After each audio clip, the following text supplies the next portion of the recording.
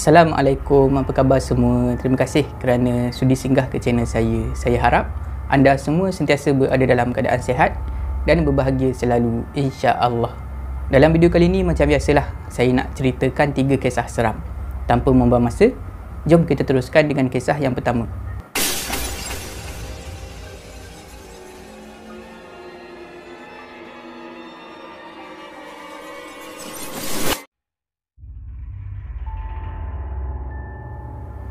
Selamat datang ke segmen Singgah Seram.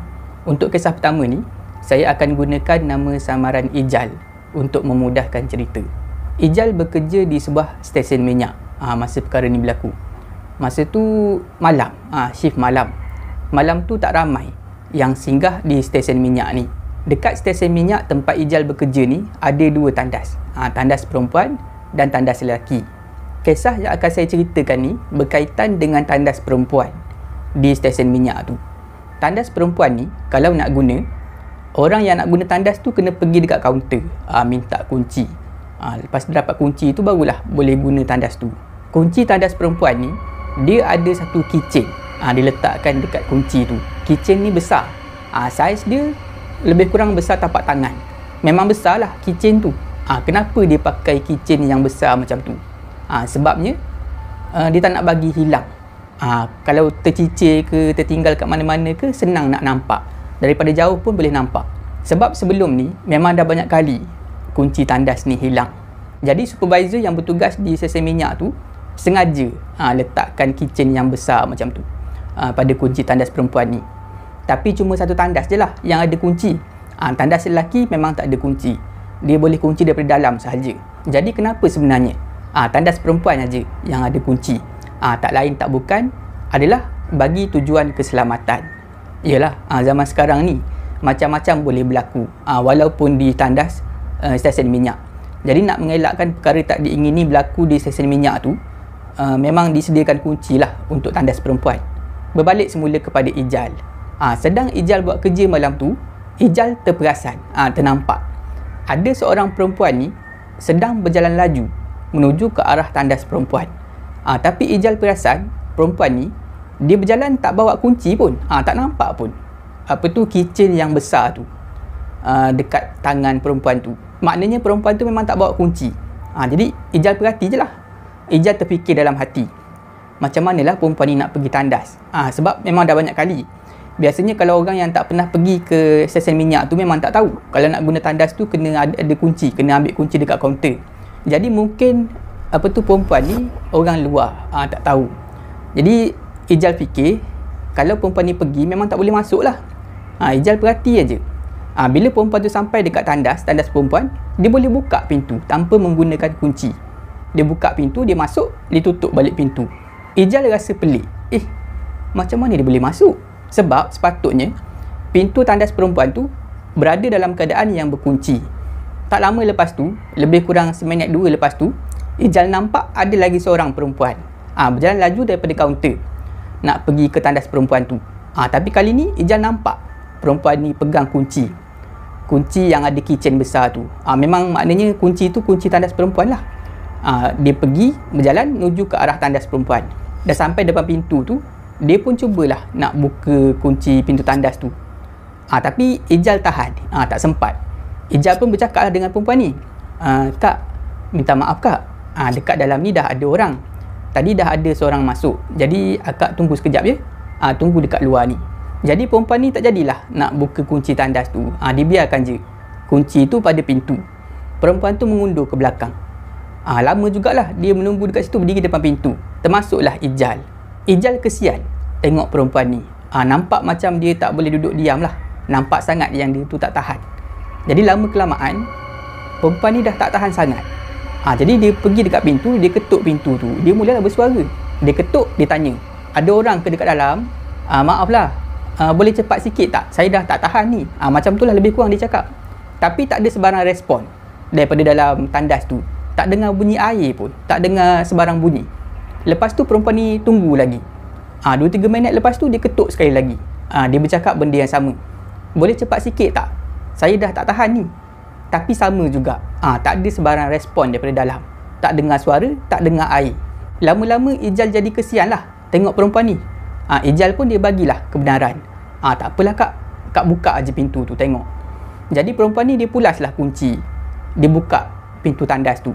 Buka-buka, tengok dekat dalam gelap, tak ada orang pun dekat dalam tandas tu. Bila perempuan tu tengok tak ada orang dekat dalam, dia terus menjeling ke arah Ijal dan dia marah. Apa ni? Mana ada orang dekat dalam? Tadi cakap ada orang. Lepas tu perempuan ni terus masuk dalam tandas tu. Tutup pintu kuat-kuat. Memang macam dia marah lah pada Ijal. Seolah-olah Ijal ni menipu dia. Sedangkan dia tak tahu. Tadi memang betul-betul Ijal nampak ada seorang perempuan masuk dalam tandas tu. Ijal pula yang masih lagi berdiri dekat luar ni tercengang. Tak tahu nak cakap apa. Ijal mula rasa keliru. Dia mula rasa macam tak faham apa yang dah berlaku sebenarnya. Sebab takkanlah dia tersalah tengok. Sebab tadi memang betul, memang jelas dia nampak ada seorang perempuan dah masuk dalam tandas tu. Tapi yang peliknya perempuan ni boleh masuk tanpa menggunakan kunci. Jadi apa yang Ijal buat masa tu, dia masuk dalam office, dia pergi dekat ruangan security room, bilik keselamatan. Dia masuk dalam tu, dia tengoklah pada monitor CCTV. Ijal buat keputusan masa tu, dia nak tengok apa tu rakaman CCTV yang berada dekat luar, yang menunjukkan rakaman di bahagian luar tandas. Sepatutnya Ijal tak boleh buat macam tu, memang salah. Tapi disebabkan rasa ingin tahu tu, dia pun pergilah, dia tengok, dia buka video rakaman tu, dia undur sampai masa yang dia nampak perempuan tadi masuk. Mula-mula nampaklah dia rewind ke belakang video tu, dia rewind, nampaklah perempuan tadi masuk, empas pintu, marah dekat dia. Lepas tu dia rewind lagi ke belakang, sampailah masa dia nampak perempuan tadi masuk. Tapi yang mengejutkan, apa yang Ijal nampak masa tu dalam video, tak ada orang pun yang masuk dalam tandas tu. Cuma nampak pintu aje, pintu terbuka, tertutup macam tu. Bulu roma Ijal meremang bila tengok rakaman video tu. Jadi apa benda sebenarnya yang dinampak tadi, perempuan yang masuk dalam tandas tadi? Sampai sekarang ni Ijal masih lagi tertanya, apa sebenarnya makhluk tu yang nampak macam perempuan tu? Itulah kisah yang diceritakan oleh Ijal. Dialami semasa dia bertugas di sebuah stesen minyak. Untuk kisah ni, saya akan gunakan nama samaran Adila untuk memudahkan cerita. Perkara ni berlaku selepas Adila dan juga suami dia berpindah rumah. Kisah yang akan saya ceritakan ni berkaitan dengan hobi suami Adila. Suami Adila ni, dia suka memelihara burung. Dia suka bela burung. Ada 5 ekor burung yang dia bela masa dia orang tinggal di rumah lama dulu. Setiap burung tu ada sangkar masing-masing. Maknanya ada 5 lah sangkar burung dekat rumah lama. Adila tinggal di rumah tu sekitar lebih 10 tahun lah, lama lah. Dan hobi membela burung ni, suami Adila mulakan sekitar 5 tahun selepas dia orang tinggal dekat rumah lama tu. Masuk tahun ke-6, mulalah suami Adila membela burung. Daripada seekor tambah lagi seekor, sampailah 5 ekor. Sangkar-sangkar burung ni diletakkan di bahagian tingkap rumah, dan ada yang diletakkan di bahagian depan rumah dekat luar. Dia letak dekat luar satu, lepas tu dekat tingkap dapur, dekat tingkap bilik, macam-macam lah, 5 semua sekali. Suami Adila ni, dia ada satu habit, satu kebiasaan, satu tabiat. Dia suka bersiul dalam rumah. Itulah cara dia bermain dengan semua burung yang dia bela ni. Dia bersiul, dia petik jari macam tu, dia bermain lah. Kemudian burung ni akan berbunyi. Dia macam bercakap dengan burung tu. Macam tu lah setiap hari. Jadi dalam rumah Adila ni, bila suami dia ada, memang bising dengan bunyi burung dan bunyi suami dia bersiul. Sampailah akhirnya diorang pindah ke rumah baru. Masa pindah tu, suami Adila hanya bawa 2 ekor saja burung peliharaan dia. Satu diletak dekat tingkap bilik, satu lagi diletak dekat tingkap dapur. Maknanya 3 ekor lagi burung dia, tak tahulah dia buat apa, dia bagi dekat orang ke ataupun dia lepaskan. Tapi yang pastinya, bila dah berpindah rumah ni, burung peliharaan suami dia tinggal 2 ekor. Bila Adila dan suami dia dah pindah rumah, suami Adila masih lagi teruskan dia punya habit tu, dia punya tabiat tu, bersiul dalam rumah.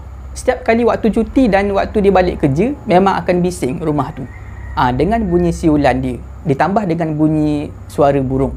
Sebenarnya Adila ni, dia tak suka tabiat suami dia tu. Jadi lama-kelamaan Adila ni ditegur lah suami dia. Bang, Adila nak tegur sikit ni. Kalau boleh, abang janganlah bersiul sangat dalam rumah ni, tak elok bang. Sebab mak pernah bagi tahu, bersiul ni seolah-olah kita memanggil makhluk halus yang ada dekat luar rumah supaya masuk ke dalam. Dia seolah-olah menyeru benda-benda ni. Tapi masa tu suami Adila dia cakap pada Adila, ya ke macam tu? Kalau macam tu, kenapa masa kita tinggal dekat rumah lama sebelum ni, abang bersiul tak ada apa-apa pun? Tak ada benda pelik-pelik pun berlaku dekat kita. Suami dia cakap macam tu. Jadi bila suami Adila cakap macam tu, Adila tak tahu nak jawab apa. Akhirnya Adila mengalah. Adila pun cakap, tak apalah bang kalau macam tu. At least kalau mak saya datang nanti, datang ke rumah baru kita ni, abang janganlah bersiul depan dia. Dia tak suka, dia cukup tak suka dengan perbuatan abang tu bersiul dalam rumah. Suami Adila pun bersetujulah. Yelah, kalau mak datang, abang tak akan bersiul dalam rumah ni. Masa terus berjalan, suami Adila dia terus lakukan perbuatan dia tu, bersiul dalam rumah. Sampailah satu hari, semasa perkara ni berlaku sekitar pukul 11 lebih malam. Masa tu memang Adila seorang-seorang lah dekat rumah. Suami dia bekerja shift malam malam tu. Dan Adila pula dengan suami dia memang tak ada anak. Jadi tinggallah Adila seorang-seorang dekat rumah. Adila masa perkara ni mula-mula berlaku, dia berada dalam bilik dia. Tak tahulah tengah buat apa, tengah main handset ke, berbaring ke, tak tahulah. Sedang Adila lepak tu dalam bilik dia, tiba-tiba Adila terdengar bunyi bising daripada dapur. Mula-mula terdengar bunyi burung. Bunyi burung aja terdengar. Tapi lama kelamaan, telinga Adila dapat dengar bunyi macam ada orang bersiul. Jadi mula-mula Adila fikir mungkin suami dia dah balik. Adila pun tanyalah, Abang ke tu? Abang dah balik ke? Tapi tak ada sebarang respon. Tak dengar pun suami dia menjawab dekat dapur. Adila dah mula rasa lain macam. Senyap sekejap. Tak dengar dah bunyi siulan tu. Tapi selang seminit dua lepas tu, kedengaran semula bunyi burung berselang-seli dengan bunyi siulan seseorang dekat dapur. Adila mula rasa tak senang duduk. Jadi nak pastikan sama ada bunyi tu datang daripada suami dia ataupun daripada benda lain, Adila akhirnya ambil telefon dia, dia call suami dia nak tahu suami dia sekarang ni ada dekat mana. Suami Adila pun jawablah panggilan telefon tu. Diorang pun bercakap. Adila tanya suami dia, bang, ada dekat mana tu bang? Suami Adila pun cakap lah, dekat tempat kerja lah, dekat mana lagi? Bila suami Adila cakap macam tu, dia sedang berada di tempat kerja, bulu roma Adila serta-merta meremang. Sebab masa suami dia sedang bercakap ni, telinga dia masih lagi dapat dengar bunyi seseorang bersiul dekat dapur. Jadi pada masa tu, Adila dia bagi tahu suami dia. Dia bercakap dalam keadaan yang macam berbisik lah. Bang, Adila dengar bunyi macam ada orang bersiul bang dekat dapur. Abang dengar ni. Adila dia suarakan telefon dia ke arah pintu, mengharap supaya suami dapat dengar lah bunyi tu.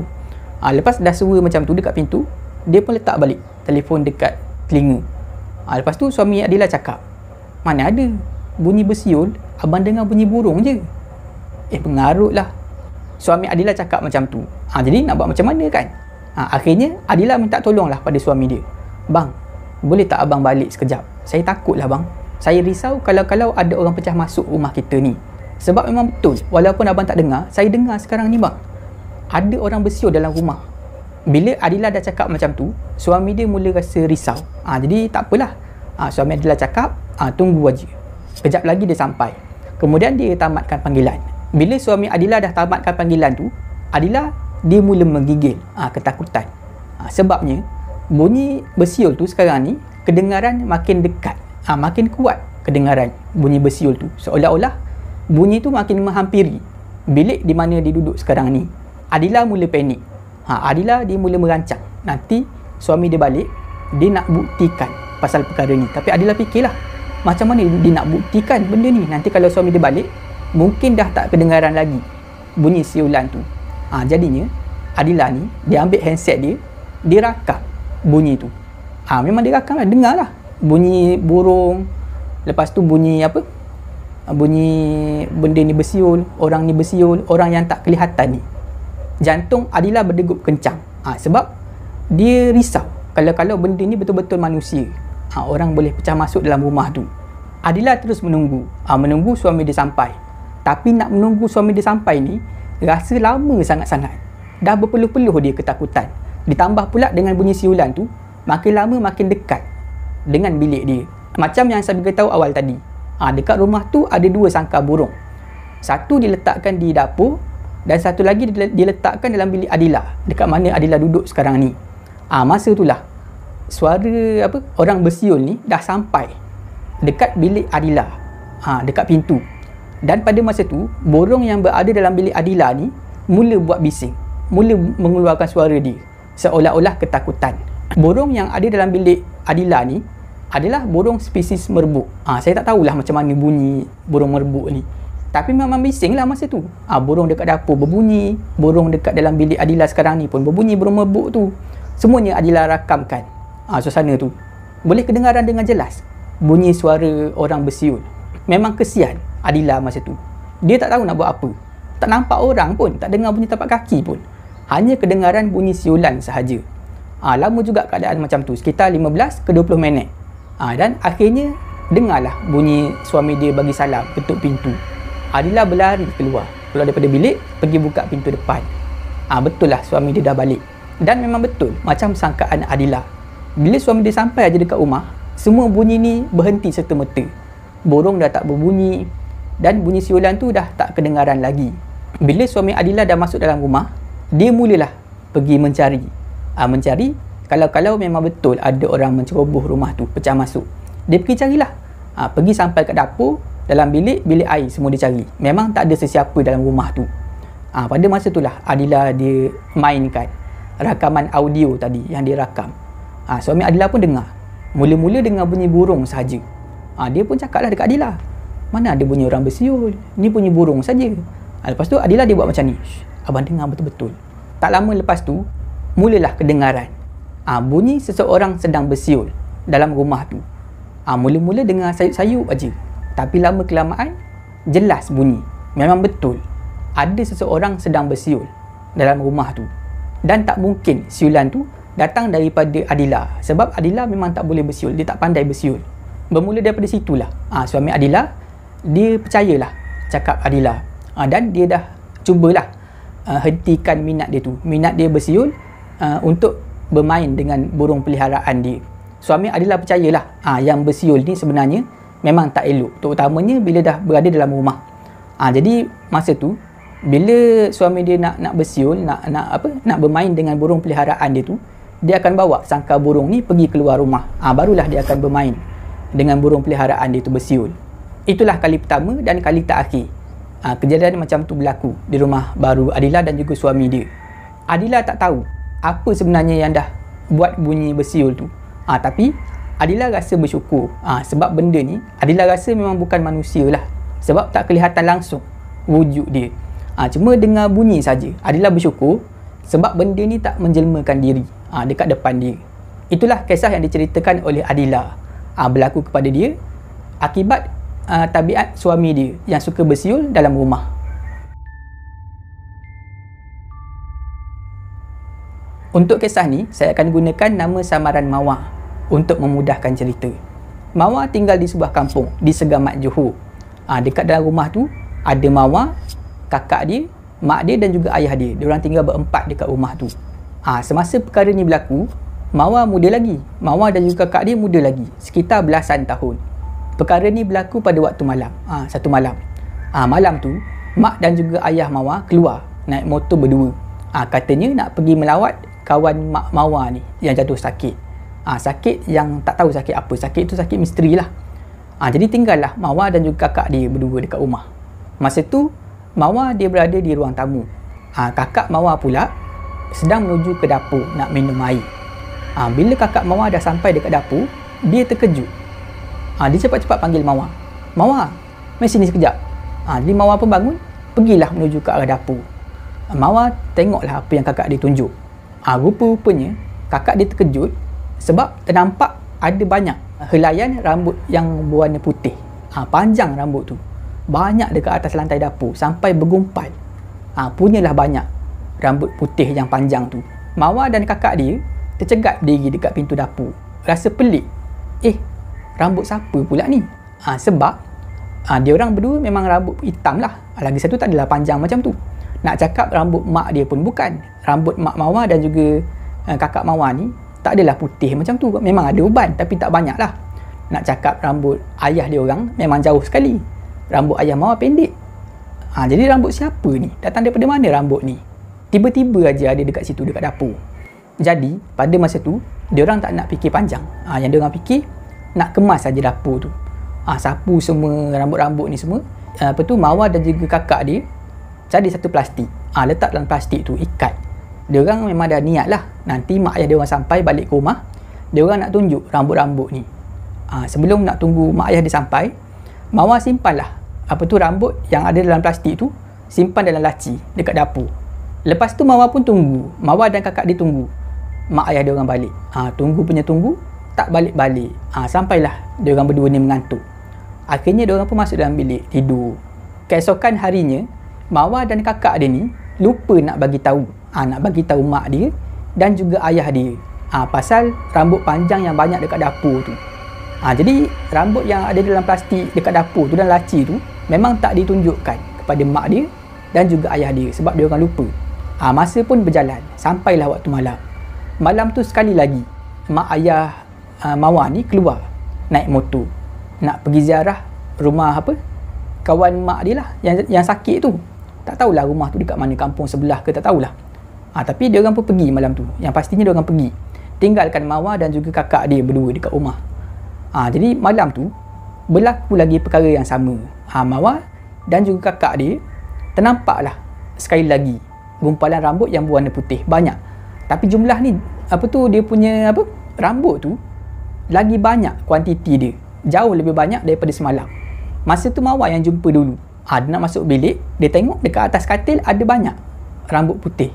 Sampai dia bergulung-gulung, bergumpal dekat atas katil, dekat atas lantai bilik. Tadi tak ada. Tiba-tiba aja rambut tu menjelma, entah daripada mana. Kali ni sampai ke dapur. Daripada dalam bilik tu, dekat ruang tamu ada sikit, dekat dapur pun ada sikit. Masa tu barulah Mawar dan juga kakak dia teringat pasal kejadian semalam, pasal rambut putih tu. Jadi kali ni dia orang pun ambil lah rambut-rambut tu. Dia orang ambil penyapu dan juga penyodok, kumpulkan sampai penuh penyodok tu dengan rambut yang putih ni. Sekali lagi dia orang ambil plastik, isi semua rambut putih tu, ikat, letak dalam laci. Jadi dalam laci kat dapur ni ada dua lah, dah ada dua plastik yang dipenuhi rambut-rambut panjang warna putih ni. Malam tu, malam yang kedua ni, Mawar dan juga kakak dia bernekat lah.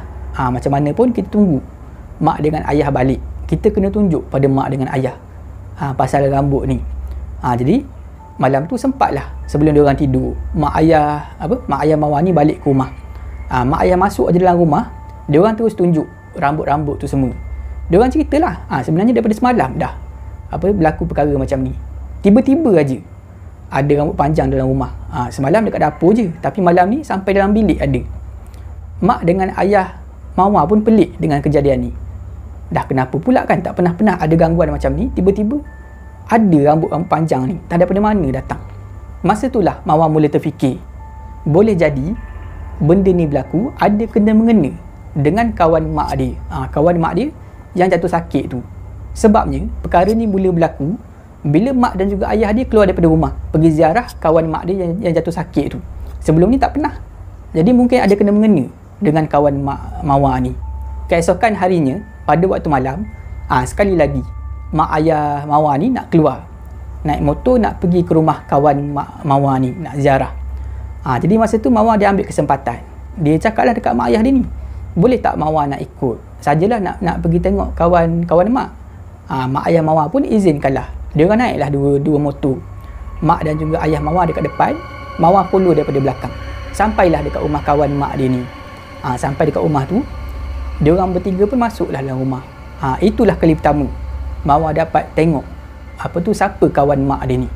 Rupa-rupanya kawan mak Mawar ni adalah seorang makcik yang dah sangat tua usia dia. Nampaklah badan dia dah cengkung, dah kurus. Dan yang mengejutkan, rambut kawan mak Mawar yang sakit ni adalah rambut putih yang panjang, tebal dan lebat rambut tu. Tak ubah seperti rambut-rambut yang ada dalam rumah dia orang, yang muncul entah daripada mana tu. Sama. Lama jugalah Mawar lepak dekat rumah tu. Sampailah akhirnya dia orang pun balik ke rumah. Malam tu lah Mawar dia ceritakan. Dia bagi tahulah pendapat dia. Dia bagi tahu pendapat dia pada mak dia, pada ayah dia. Dia bagi tahulah, mak, ayah, saya rasa apa yang berlaku dekat rumah kita ni, rambut-rambut putih ni semua ada kaitan dengan makcik tadilah. Sebab rambut dia sama dengan rambut yang ada dekat rumah kita ni. Tiba-tiba masa tu ayah Mawar menyampuk, bercakap, itulah awak, kan saya dah cakap patutnya awak jangan berkawan dengan dia tu. Awak perasan tak, kalau kita pergi dekat rumah dia, tak ada seorang pun yang melawat dia, tapi awak degil, awak nak juga pergi tengok dia. Bila ayah Mawar dah cakap macam tu, Mawar dah dapat detect lah, memang ada benda tak kena ni dengan kawan mak dia. Daripada situlah Mawar ni dia korek sikit-sikit maklumat pasal kawan mak dia ni yang dah tua ni. Dia cari daripada ayah dia, dia tanya ayah dia tanya mak Mawar sendiri. Daripada situlah dia dapat tahu sebenarnya kawan mak Mawar ni yang dah tua, yang rambut putih lebat tu adalah seorang pengamal ilmu hitam. Sebab itulah bila dia jatuh sakit, tak ada orang pergi jenguk kecuali mak dan juga ayah Mawar sahaja yang pergi jenguk dia, ziarah dia. Bila dah ada gangguan macam tu berlaku dekat rumah, rambut putih yang panjang entah daripada mana datangnya, mak kepada Mawar ni dia dah berhenti dah tak pergi melawat dah kawan dia yang tua tu. Dia percayalah mungkin kawan dia yang tua ni nak bagi sesuatu pada dia sebelum dia meninggal. Mungkin benda tak elok lah, jadi mak dan juga ayah Mawar dah tak pergi dah ke rumah makcik tua tu. Selepas mak dan juga ayah Mawar dah tak pergi dah dekat rumah makcik tua ni, dah tak ada lagi sebarang gangguan berlaku dekat rumah dia orang tu. Itulah kisah yang diceritakan oleh Mawar berlaku kepada dia dan juga keluarga dia. Setakat itu saja video saya pada kali ini. Saya harap anda semua terhibur. Jika anda suka video ni, jangan lupa like, share dan komen video ni. Jangan lupa subscribe dan tekan butang loceng untuk dapatkan notifikasi video saya yang seterusnya.